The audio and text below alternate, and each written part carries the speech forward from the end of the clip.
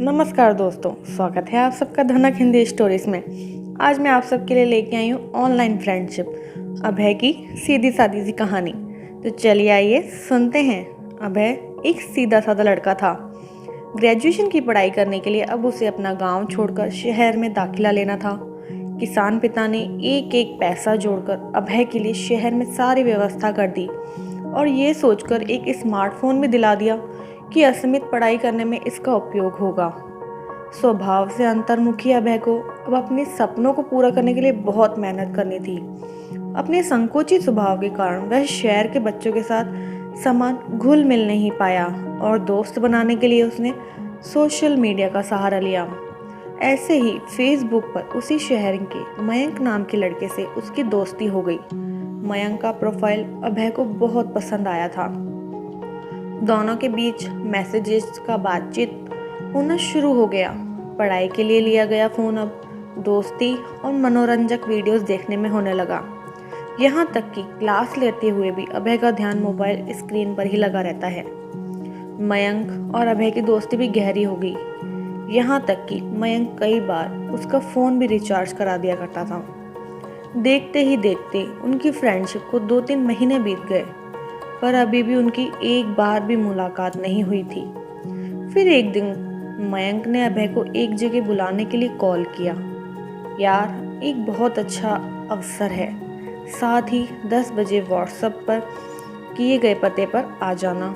अब पढ़ाई के साथ साथ आप हर महीने 5,000 रुपये भी कमा सकते हो और इसी बहाने हम दोनों का मिलना भी हो जाएगा, आमने सामने मिल भी लेंगे। अभय की खुशी का तो ठिकाना ही नहीं था। दोस्त से मिलने की खुशी और पैसा कमाने का अवसर मिलने की बात से वो फूला नहीं समा रहा था। अगले दिन वह जल्दी उठा और तैयार होकर मयंक के दिए पते की ओर चल दिया।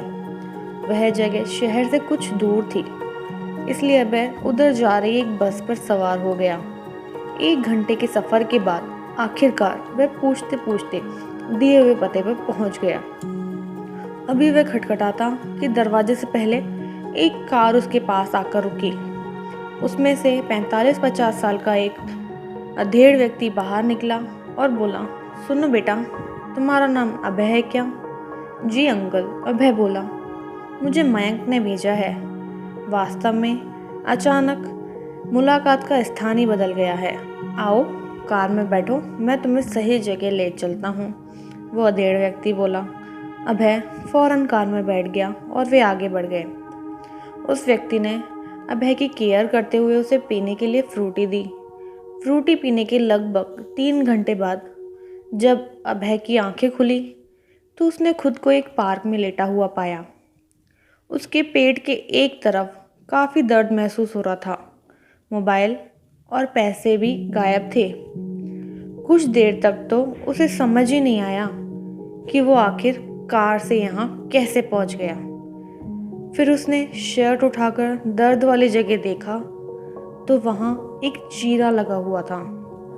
अभय का दिल तेजी से धड़कने लगा।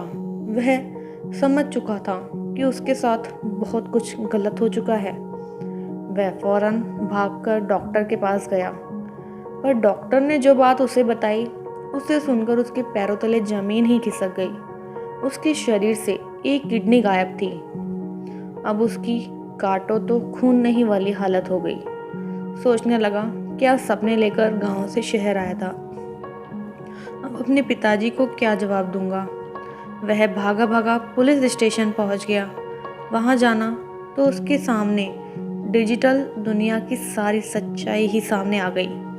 यह जो फेसबुक पर मयंक का प्रोफाइल था, वह कोई युवा नहीं, लेकिन उसी अधेड़ व्यक्ति ने उसे कार में बिठाया था। वही वो व्यक्ति था। वह आकर्षक खाता बनाकर अभय जैसे लोगों को सफलता शॉर्टकट में चाहते हैं और ऐसे छलावे विश्वास करते हैं फंसाता था। फिर धीरे धीरे उनकी पर्सनल लाइफ में घुसकर उन्हें नौकरी का झांसा देकर बुलाता था। उसके बाद उनके शरीर के अंगों की चोरी करता था। इस तरह के सभी मामलों में सिर्फ उसका नाम था। सोशल मीडिया पर सोशल ना होकर अगर अभय अपनी वास्तविक दुनिया में सामाजिक होता तो शायद ऐसी नौबत ही नहीं आती। स्क्रीन के पीछे का सच अब आईने की तरह साफ हो गया था। इतनी बड़ी ठोकर लगने के बाद अब उसने मोबाइल स्क्रीन पर अपना समय गंवाना बंद कर दिया। वास्तविक और आभासी दुनिया के बीच का मामला अब उसकी समझ में आ चुका था, लेकिन बहुत कुछ खोने के बाद। दोस्तों, ऑनलाइन दुनिया में किसी पर भी आंख मूंद कर विश्वास करना आपको मुसीबत में डाल सकता है। इसलिए सोशल मीडिया और इंटरनेट का प्रयोग पूरी सावधानी के साथ करिए, ताकि आपको कभी अभय की तरह पछताना न पड़े। तो दोस्तों, कैसी लगी ये कहानी अपने कमेंट में ज़रूर बताइएगा। मिलते हैं अगली वीडियो के साथ, तब तक के लिए धन्यवाद।